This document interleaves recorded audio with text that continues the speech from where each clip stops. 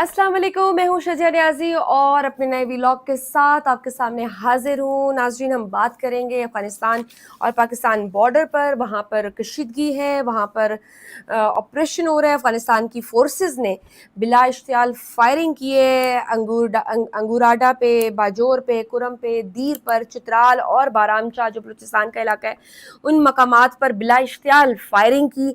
और उनका फायरिंग का जो मकसद था वो यही था कि खवारिज की तश्कीलों को बॉर्डर पार करवाना था। और ऑब्वियसली अफ़गानिस्तान की जानिब से ये जारहियत उस वक्त की जा रही है जब हम देख रहे हैं कि अफ़गानिस्तान के जो वज़ीर ख़ारजा हैं वो हिंदुस्तान के दौरे पर मौजूद हैं जनाब। और पाकिस्तान की जानिब से भी फिर भरपूर कार्रवाई की गई। और आपको पता है कि ये जो भारत जो अफ़गानिस्तान ने जो अटैक किया था, ऑब्वियसली उससे पहले पाकिस्तान ने एयर स्ट्राइक की थी और तालिबान और नूर वली महसूद और उनके साथियों को टारगेट किया था, तो ये उसके जवाब में अब अफ़गानिस्तान ने ये किया था। खैर, इस फायरिंग के और बिला इश्तियाल फायरिंग के नतीजे में पाकिस्तान ने भी फिर की तरफ से भी तेज़ी के साथ भरपूर और शदीद जवाब दिया गया है और वो अब भी जारी है।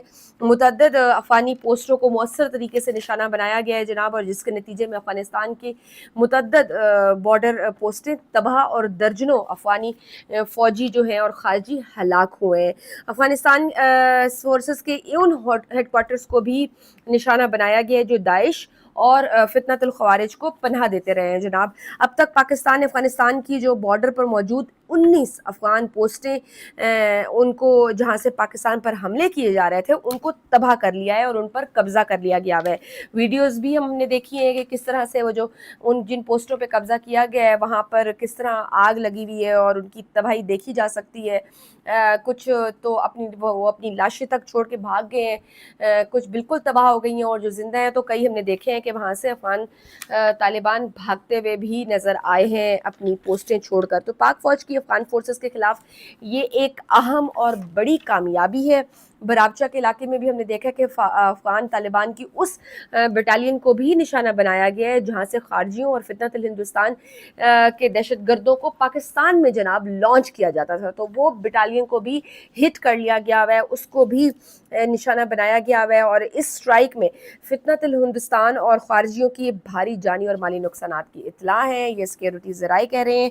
और आपको अच्छे से मालूम है कि वज़ीर ख़ारजा जो है अफ़गानिस्तान के अमीर मुत्तकी, वो इस वक्त 8 रोज़ा दौरे पर इंडिया में मौजूद हैं और उन्होंने एक प्रेस कॉन्फ्रेंस की और जिसमें उन्होंने कहा कि जी पाकिस्तान ने बड़ी गलती की है और अब हम बताएंगे, ये करेंगे। खूब उन्होंने आग उगला है पाकिस्तान के ख़िलाफ़।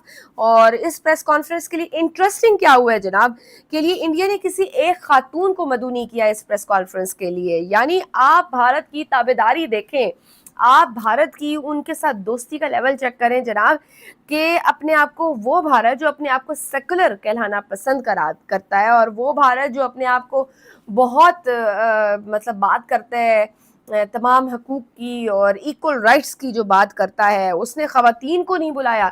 चूँकि आपको पता है अच्छे से कि तालिबान ख़वातीन के साथ काम नहीं करते और हम देख रहे हैं कि किस तरह से अफ़गानिस्तान में जो औरतों का हाल है और जिस कदर उन पर पाबंदियाँ हैं, उनको तालीम हासिल नहीं की जा सकती, उनके लिए तालीम हासिल करना मुश्किल है, या कोई अपना करियर ऑप्ट करना हो तो वो भी उनको इसकी इजाज़त नहीं है, बल्कि अकेले घर से भी वहाँ वो नहीं निकल सकती। तो उनके हकूक़ की बहुत बुरे तरीके से पामाली हो रही है अफ़गानिस्तान में।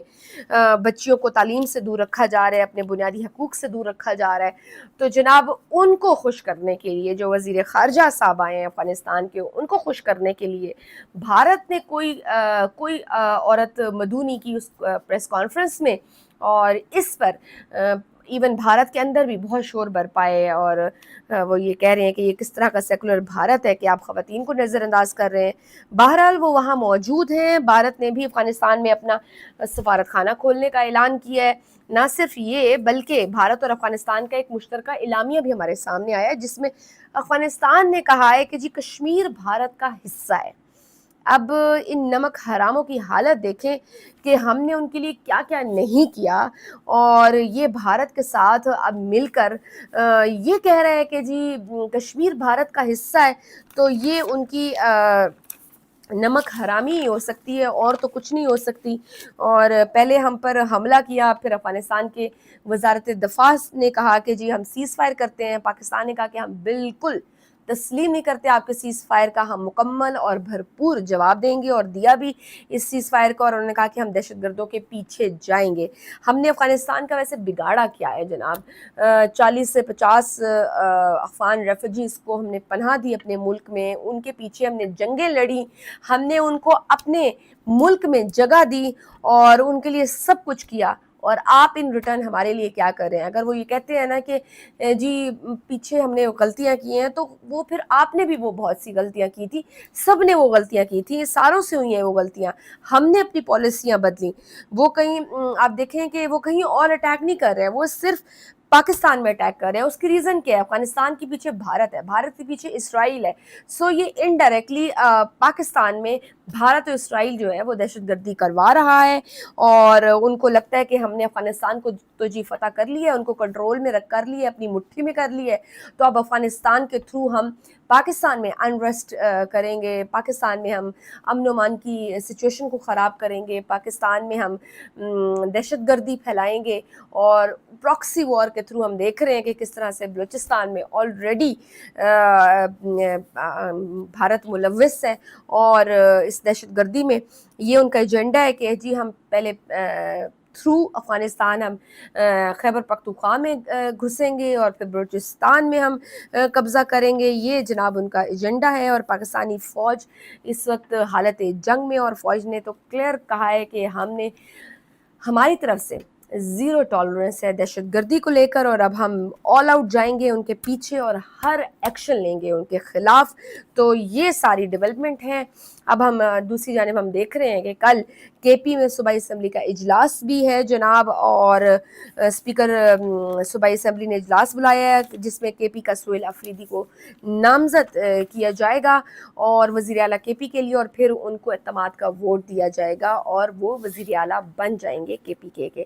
اب پہلے جو باتیں ہو رہی تھی کہ جی گورنر راج لگ سکتا ہے, گورنر راج کی آپشن زیر غور تھی, لیکن اب وہ رول آؤٹ ہو گئی ہے. اس کی ریزن یہ ہے کہ جب اسپیکر جب صوبائی اسمبلی کا اجلاس بلا لیتا ہے تو گورنر راج نہیں لگ سکتا. تو اب یہ ہے کہ جو اپوزیشن کے پاس جو جوڑ توڑ کی ایک آپشن تھی وہ بھی بظاہر لگتا ہے کہ وہ ان سے نہیں ہو پا رہی, کیونکہ وہ شاید وہ نمبر نہیں اکٹھے کر پا رہے, وہ جو میں 20 ووٹ چاہیے تو 20 لوگ وہ پورے نہیں کر پا رہے. تو لگ یہی رہا ہے اس ٹائم تک کہ سہیل آفریدی ہی وزیر اعلیٰ بن جائیں گے. اور فائنلی ہم دیکھ رہے ہیں دوسری جانب کے پی گورنر نے بھی کہہ دیا ہے سوموار کو آفس کھلے گا تو وہ استعفیٰ منظور کر لیں گے, جو بھی کارروائی ہوگی آئین کے مطابق تو وہ اس کو کر لیں گے آفیشلی.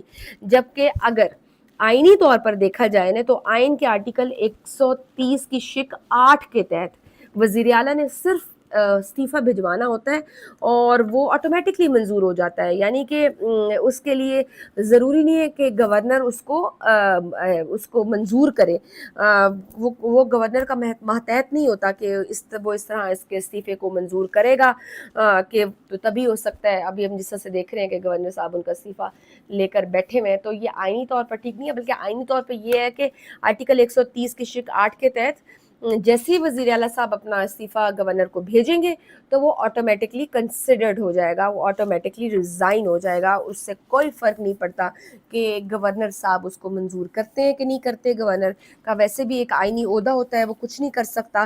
خیر کل صوبائی اسمبلی کا اجلاس ہونا ہے, پی ٹی آئی نے جے یو آئی کو بھی کہا ہے کہ وہ ان کو سپورٹ کرے. تو اب کل کا بڑا امپورٹنٹ دن ہے. دوسری جانب ہم دیکھ رہے ہیں کہ افغانستان اور پاکستان آمنے سامنے ہیں.